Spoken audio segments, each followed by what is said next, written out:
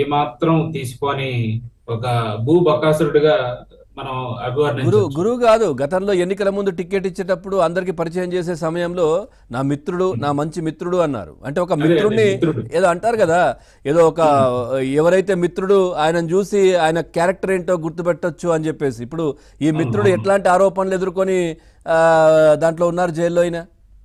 మిత్రుడు అందంగా ఉన్న మిత్రుడు, నిజమే. అందంగా ఉన్న మిత్రుడు అనమాట. So already vigilance and enforcement తన మీద ఏమేమి ఉన్నాయి అని అనేది, ఇప్పుడు వంశీ మీద ఉన్న కేసులు ఎంత సివియర్ గా ఉన్నాయి అని అనేది మనకి ఒక సిట్ ఏర్పాటు చేసే స్థాయికి వెళ్ళింది అని అంటే అప్పుడే అర్థం చేసుకోవచ్చు. అవును.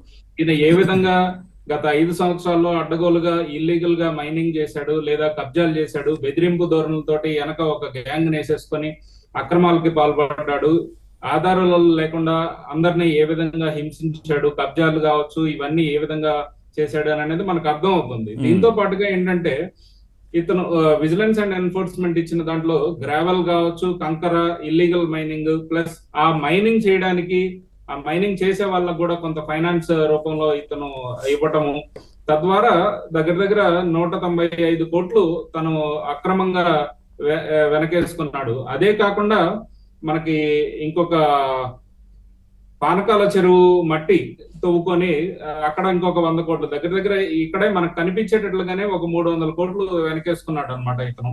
అనుచరులతో కలిసి కంప్లీట్ గా కబ్జాలు చేసుకోవటము, పేదల భూములన్నింటినీ లాక్కోవటము.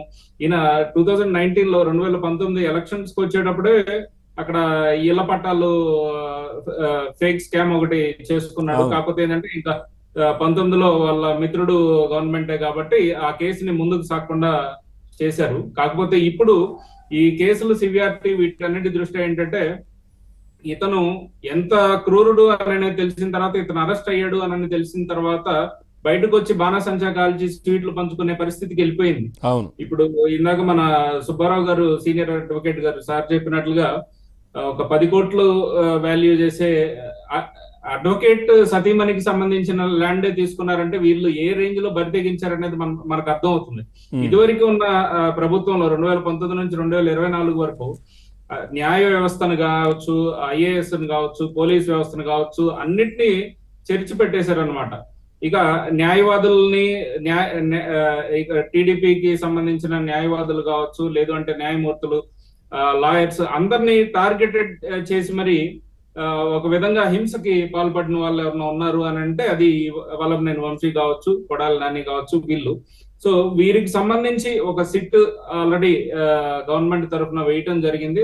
ఆ సిట్ లో వచ్చేసరికి మనకి ఐజీ ర్యాంక్ అశోక్ కుమార్ గారు అండ్ ఎస్పీ ప్రతాప్ గారు, వీళ్ళిద్దరూ ఏలూరు రేంజ్ కి సంబంధించిన వాళ్ళు, అండ్ ఇంకొకరు తూర్పు గోదావరికి సంబంధించి ఎస్పీ నరసింహకిషోర్ గారు, వీళ్ళు.